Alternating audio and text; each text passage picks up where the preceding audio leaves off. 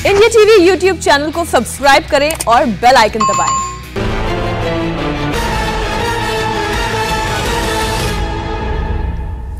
नमस्कार, आप देख रहे हैं इंडिया टीवी। आपके साथ मैं हूं मीनाक्षी जोशी। पश्चिम बंगाल में आज वोटिंग का चौथा राउंड है। 2 घंटे हो चुके हैं और 2 घंटे के भीतर हिंसा की खबरें भी आने लगी हैं। कूच बिहार के सीतालुची इलाके में बीजेपी और टीएमसी के समर्थकों के बीच झड़प हुई है। झड़प के दौरान गोलियां और बम की भी खबरें सामने आ रही हैं। सड़क पर कारतूस और फुतली बम देखे जा सकते हैं। दोनों पक्षों में जब तनाव बढ़ा तो मौके पर सुरक्षा बल पहुंच गया। सुरक्षा बलों ने दौड़ा कर भीड़ को मौके से भगा दिया। झड़प को किसी तरह शांत कराया गया। ये तस्वीर आप देख रहे हैं वोटिंग के चौथे राउंड का।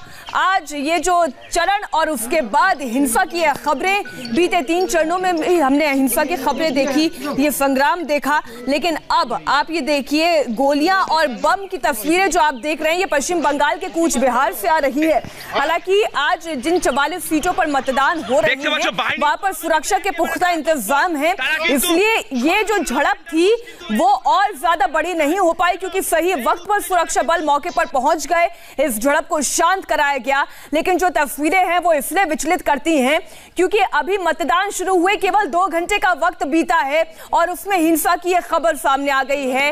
गोली और ये जो बम आप देख रहे हैं इसकी तस्वीर पश्चिम बंगाल के कूच बिहार से आ रही है। उत्तर बंगाल की कूच बिहार से हिंसा की खबरें हम आपको दिखा रहे हैं और जो सुरक्षा बल है, जो पार्टी है, वो इस मौके पर झड़प को शांत कराने भी पहुंची। फिर फ्लैग मार्च भी किया गया जिससे कि लोग चेत जाएं, सावधान हो जाएं। দেখতে পাচ্ছ বাহিনীর তরফে কিন্তু একেবারে তারা তৎপর। তারা কিন্তু সম্পূর্ণ সেন্ট্রাল ফোর্স কিন্তু এই মুহূর্তে নেমে পড়েছে রাস্তায় এবং এই উত্তেজনা কিন্তু দেখতে পাচ্ছ বাহিনীর তরফে কিন্তু একেবারে তারা তৎপর। তারা কিন্তু সম্পূর্ণ সেন্ট্রাল ফোর্স কিন্তু এই মুহূর্তে নেমে পড়েছে রাস্তায় এবং এই উত্তেজনা কিন্তু उत्तर बंगाल की कूच बिहार से ही आपको दिखाते हैं हिंसा की एक और तस्वीर। कूच बिहार के शीतलकुची विधानसभा क्षेत्र के बूथ नंबर 265 के बाहर तृणमूल और बीजेपी कार्यकर्ताओं के बीच झड़प हुई है। हिंसा में बीजेपी का एक कार्यकर्ता घायल हो गया। बीजेपी का आरोप है कि पुलिस को सूचित करने के बावजूद उनकी कोई मदद नहीं की गई। वहीं टीएमसी ने चुनाव आयोग से शिकायत की है कि कूच बिहार के इस इलाके के अलावा नतालबाड़ी, तूफानगंज और दिनहाटा में बीजेपी के लोग टीएमसी के एजेंटों को पोलिंग बूथ में जाने नहीं दे रहे हैं। टीएमसी ने चुनाव आयोग से इस पर फौरन कार्रवाई करने की मांग की है। হারমাত বাহিনীরা এখানে জড়ো হয়েছিল, আমাদের লোকেদের এইভাবে একজনকে মেরেছে, অনেকে পাথর মেরেছে, অনেকে আহত হয়েছে, বোম বন্দুক অনেক কিছু নিয়ে আসছে। আমরা জবাব দিতে আমরা তাদের তৃণমূলে হারমাতদের সামনে পুলিশে জানিয়েছেন বা পুলিশে বারবার জানা সত্ত্বেও পুলিশ আমরা একবার পুলিশ প্রশাসনকে জানাচ্ছি তবু পুলিশ প্রশাসন এখনো আসলো না কেন?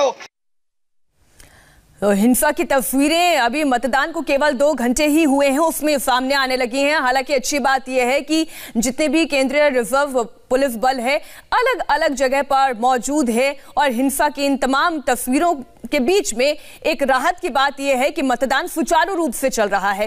संवाददाता अमित पाले टॉलीगंज से इस वक्त हमारे साथ मौजूद हैं और पवन नारा सिंगूर से हमारे साथ जुड़ने वाले हैं। उससे पहले आप मतदान केंद्रों के बाहर लगी हुई है लंबी लंबी कतारें देखिए, लोग मतदान को लेकर कितने जागरूक हैं, ये तस्वीरें उत्साह का वर्धन करती हैं।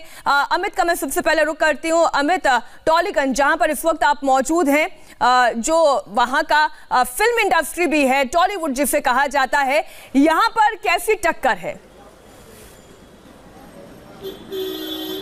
देखिए टक्कर तो है क्योंकि बाबुल सुप्रियो मैदान में और दूसरी तरफ आप जानते हैं कि जो टीएमसी के जो कद्दावर नेता हैं वो भी उनके सामने हैं।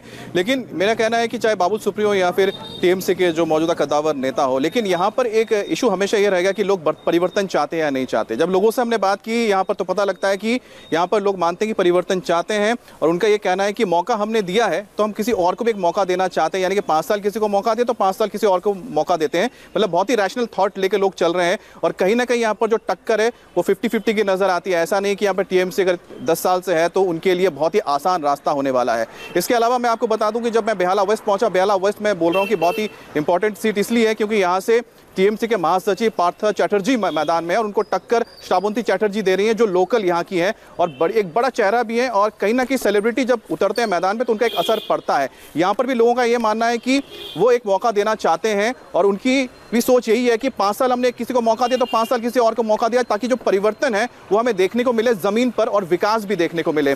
और दूसरी बात है कि इस पूरे इलाके में देखिए कि जो भद्रलोक का एरिया है यहाँ पर जहाँ तो लोग पढ़े लिखे लोग हैं, एलीट क्लास से आते हैं और यहाँ पर एलीट क्लास के लोग भी हम देख रहे हैं कि जिस तरह से सुबह सुबह कतारों में खड़े हुए हैं वोट देने के लिए, तो वो संकेत करता है कि कहीं ना कहीं लोग परिवर्तन चाहते हैं। शायद यही वजह है कि लोग मैदान में हैं। लेकिन टक्कर यहाँ पर मीनाक्षी आपको बता दूं जबरदस्त चल रही है, 50-50 की टक्कर है। ममता बनर्जी के लिए इतना आसान नहीं होगा। उनका ये गढ़ माना जाता है पूरा साउथ कोलकाता, क्योंकि भवानीपुर से वो खुद खड़ी रहती थी। इसके अलावा कालीघाट में उनका घर है और इसके आसपास का जो पूरा इलाका पड़ता है, चाहे वो बेहाला का इलाका हो, चाहे टालीगंज का इलाका हो या फिर यहाँ पर कौशबा का इलाका हो, ये पूरा का पूरा जो साउथ का इलाका, ये माना ही जाता है कि ममता बनर्जी का गढ़ है। लेकिन उस गढ़ में भी अगर आपको इस तरह से लोगों के फीडबैक मिलते हैं तो संकेत करता है कि कहीं ना कहीं जो जमीन पर कुछ ना कुछ एक हलचल चल रही है, एक लहर जरूर चल रही है। इसमें कोई दो राय नहीं। और ये बहुत बड़ी बात है कि बहुत कुछ स्टेक पर उन केंद्रीय मंत्रियों की भी है जो अब विधानसभा चुनाव लड़ रहे हैं, जिनमें से एक बाबुल सुप्रियो हैं।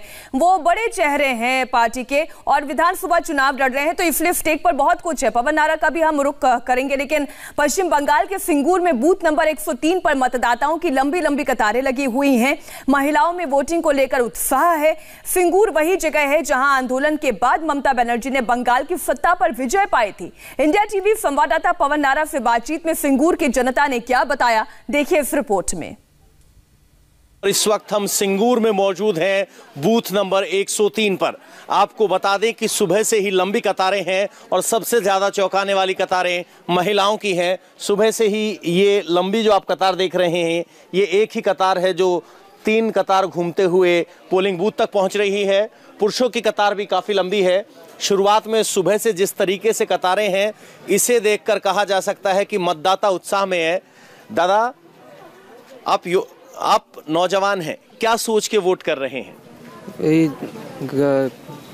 हॉस्पिटल बने, यहाँ हिंदी स्कूल नहीं है, इंग्लिश स्कूल भी नहीं है, तो एजुकेशन के आधार पर सरकारी स्कूल नहीं है, हिंदी सरकारी स्कूल है, इंग्लिश मीडियम।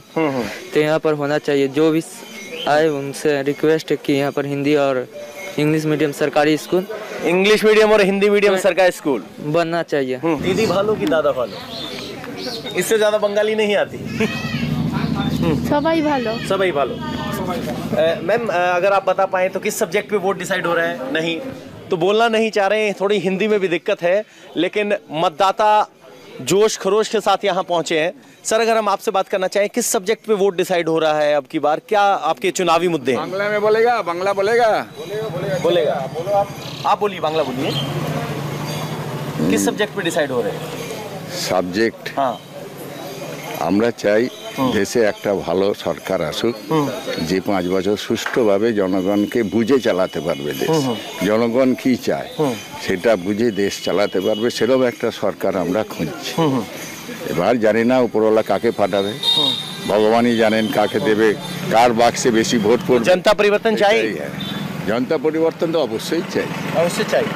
तो कह रहे हैं परिवर्तन चाहिए, एक अच्छी बेहतर सरकार चाहिए, लेकिन लंबी कतारें इस बात की जरूर गवाह है कि लोग बड़ी संख्या में मतदान केंद्र पर पहुंच रहे हैं।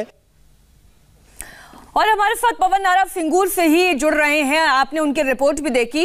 पवन, मुद्दे तो हमें मोटा मोटी तौर पर समझ में आने लगे हैं, लेकिन अगर यहाँ की टक्कर की बात की जाए, सिंगूर एक ऐसी जगह है जिसका नाम सबसे ज्यादा चर्चा में तब आया जब यहाँ पर टाटा की नैनो फैक्ट्री लगनी थी, लेकिन लगने नहीं दी गई। और अब बीजेपी ने ये कहा कि अगर वो सत्ता में आती है तो इसे एक इंडस्ट्रियल हब बनाएगी और रोजगार के साधन उपलब्ध करवाएगी। सिंगूर की जनता क्या चाहती है? क्या ये संभावना यहाँ दिखाई देती है? देखिए, यहाँ से रविंद्रनाथ भट्टाचार्य टीएमसी के उम्मीदवार हैं जो तीसरी बार मैदान में हैं। 2 बार यहाँ से जीत चुके हैं, 2011 और 16। तो आप समझ सकते हैं कि टीएमसी जो यहाँ परिवर्तन की बात को लेकर आई थी, लेकिन अब सिंगूर की स्थिति ये है कि यहाँ के युवा, जो आपने बात सुनी होगी, वो अगर कह रहे हैं कि हमें हिंदी मीडियम और इंग्लिश मीडियम सरकारी स्कूल चाहिए, तो आप समझ सकते हैं कि यहाँ जो राष्ट्रीय भाषा है उसका महत्व है। बांग्ला पर जिस तरह का जोर होता है उसकी बजाय अब यूनिफिकेशन या पूरे भारत में जो तस्वीर है उसके पक्ष में युवा नजर आ रहे हैं। इंडस्ट्रियलाइजेशन की बात करें तो बीजेपी जो सबसे बड़ी उम्मीद यहाँ मतदाताओं को है वो ये है कि चाकरी आएगा, अगर बीजेपी आएगा तो युवाओं से जब हम बात करें। लेकिन बदलाव इतना आसान है कि नहीं, वो मत बताएंगे। अब जरा ये बूथ नंबर 111 की तस्वीर देख लीजिए। यहाँ भी आप देखेंगे तो लंबी कतारें हैं जिसमें महिला और पुरुष दोनों शामिल हैं, जो दिखाता है कि मतदान को लेकर जोश है। एक बात और, पश्चिम बंगाल में मतदान 80% या उससे ज़्यादा होना कोई नई बात नहीं है, लेकिन अब की बार जिस तरीके से पैरामिलिट्री फोर्सेस ग्राउंड पर हैं और अमूमन फ्री एंड फेयर इलेक्शन दिखाई दे रहा है, कोई आपको वोट देने से नहीं रोक पा रहा है, लंबी कतारें लग रही हैं। जैसे कि पहले आरोप लगते थे कि हमें घर से नहीं निकलने दिया जाता। अगर इस तरीके की कोई समस्या सामने आती भी है तो इलेक्शन कमीशन मुस्तैद है, हमारे सुरक्षा बल भी मुस्तैद है। और एक तस्वीर जो और उत्साह बढ़ाती है, जब कतारों में मैं महिलाओं की संख्या इतने बड़ी नंबर्स में देखती हूँ, तो ये कहना भी गलत नहीं होगा, जो पूर्वोत्तर राज्यों में हमेशा महिलाओं की फ्री थिंकिंग की बात की जाती है, वो मतदान केंद्रों पर इन बूथों में, इन कतारों में भी नजर आती है। ममता की करीबी रहे राजीव बनर्जी हावड़ा के दोमजुड़ से बीजेपी के उम्मीदवार हैं, उनसे खास बातचीत की हमारे संवाददाता मनीष भट्टाचार्य ने, जिसमें राजीव बनर्जी ने जीत का दावा किया है। राजीव बनर्जी इस वक्त हमारे साथ मौजूद हैं। राजीव जी, मतदान चल रहा है, अभी रिस्पांस क्या मिल रहा है, क्योंकि बंगाली बनाम बाहरी का मुद्दा बार बार दीदी उठा रही हैं। सुनिए, हम फिर से बोल रहे, बंगाली बनाम बहिरागत ये इशू हो ही नहीं सकता, क्योंकि हम लोग सब भारतीय है, हम लोग सब भारतीय नागरिक है। इससे बड़ा परिचय हम लोगों को कुछ होना ही नहीं है। तो ये बंगाली बहिरागत जो कर रहे हैं उसमें ये साफ हो गया बहिरागत। आप बोलिए तो बंगाली बहिरागत करे। प्रशांत किशोर कौन है? ये बंगाली है। जसवंत सिन्हा को लेके आया, ये कौन है? बंगाली है। तो ये बंगाली बहिरागत नहीं है, एक पार्टी चलते हैं, बंगाली बहिरागत से नहीं, सब भारतीय है, सब भारतीय नागरिक है, सबका हक है हर जगह में जाके प्रचार करने में, इसमें कोई प्रॉब्लम नहीं है, कोई गुंजाइश नहीं है। तो प्रशांत किशोर का एक ऑडियो टेप पूरा आपको आप ही देख ही रहे। हम तो पहले ही बोले थे, जिस दिन उन्होंने कहा था कि 303 अंक पार नहीं करेंगे तृणमूल भारतीय जनता पार्टी, उसका नेक्स्ट डे मैंने पहले बोला था कि मैंने बात करके देखा और जो मुझे लगा कि तृणमूल कांग्रेस 3 अंक पार नहीं कर पाएंगे। और आज वो साबित हो रहा है, स्ट्रेटेजिस्ट खुद फेल है। यहाँ कोई स्ट्रेटेजी काम नहीं करेगा। यहाँ भारतीय जनता पार्टी का सरकार बन रहा है, बहुमत से हम लोग बना रहे हैं, 200 आसन के ऊपर हम लोग यहाँ सरकार बना रहे हैं। और उसका माहौल भी देखिए, आज चौथा फेज का चुनाव है, वेदर भी साथ है, प्रकृति भी हम लोगों का साथ है। और देखिए वोटर का भी काफी लंबा लाइन है। और हम लोग तो चाह रहे हैं कि निष्पक्ष रूप से, अबाध रूप से शांतिपूर्ण मतदान हो। लास्ट क्वेश्चन, वायलेंस काम करेगा, क्योंकि वायलेंस की घटनाएं धीरे धीरे अब सामने वायलेंस तो हो रहा है, मेरा यहीं भी 2-3 क्षेत्र में हुआ है, 2-4 एजेंट को निकाल दिया है। हम लोग कोशिश कर रहे हैं, हमारा एजेंट को भी डरा रहा है, धमका रहा है, लेकिन हम लोग एकदम लास्ट समय तक लड़ेंगे, जूझेंगे, कोई समस्या नहीं। लेकिन ये वायलेंस बंगाल का संस्कृति नहीं है, बंगाल का शिक्षा ये नहीं कहता कि वायलेंस करके करो। बंगाल में चाह रहे हैं कि ठीक से चुनाव हो, आदमी अपना मत दे। ये है राजीव बनर्जी, जिन्होंने कहा है कि बंगाल का कल्चर वायलेंस का नहीं है, लिहाजा शांति बनाए रखना बेहद ज़रूरी है। लेकिन कोशिश ये की जा रही है किसी तरीके से बूथ कैप्चरिंग के अलग अलग मुद्दे बना के, ताकि कहीं ना कहीं विभाजन हो सके। लेकिन इस बार परिवर्तन होने की पूरी उम्मीद है और इसका कॉन्फिडेंस राजीव बनर्जी को है। सुजीत दास के साथ मनीष भट्टाचार्य, इंडिया टीवी, डोमजूर। पवन आर हमारे साथ जुड़े हुए सिंगूर से। पवन, इस बार की फेज के लिए कहा यह जा रहा है कि ये ट्रेंड सेट कर देगा कि मुख्यमंत्री कौन बनने जा रहा है पश्चिम बंगाल का। क्या आप भी ये ग्राउंड पर समझ पा रहे हैं, देख पा रहे हैं? जी अगर आप सीटें देखें तो 3 चरण हो चुके हैं, चौथे चरण का मतदान है। आज 41 सीटों पर चुनाव है, जिसमें से 11 सीटें उत्तर बंगाल है, जिसमें कूच बिहार और वो इलाका शामिल है। बाकी हावड़ा और हुगली की बची हुई सीटें और दक्षिण 24 परगना है। तो कुल मिलाकर अगर देखा जाए तो लगभग 194 में से 100 सीटों के पार का चुनाव आज शाम तक खत्म हो जाएगा। तो इसलिए कहा जा रहा है कि अब तय हो चुका है, ट्रेंड सेट हो चुका है। बीजेपी लगातार दावा करती रही है कि हम इन जो अभी तक 3 चरण में 70 सीटों में से 60 से 62 सीटों के आसपास हम हैं, तो आप समझिए कि कुल मिला के 90 सीटों में से 62 या 63 बीजेपी का आंकड़ा दे रहा है। तो एक बात तो स्पष्ट है कि 130 सीटों का मुकाबला हो चुका है आज को शामिल करके। तो अब ट्रेंड तो स्पष्ट हो चुका है।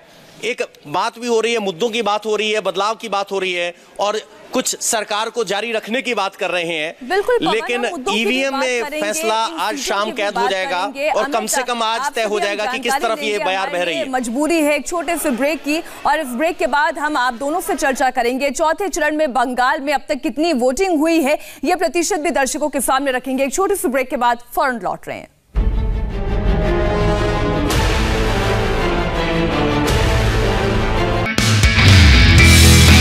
नमस्ते, मैं हूं मीनाक्षी जोशी। वीडियो और खबरों से अपडेट रहने के लिए India TV YouTube channel subscribe करें, बेल आइकन दबाना ना भूलें। जुड़े रहें इंडिया टीवी के साथ।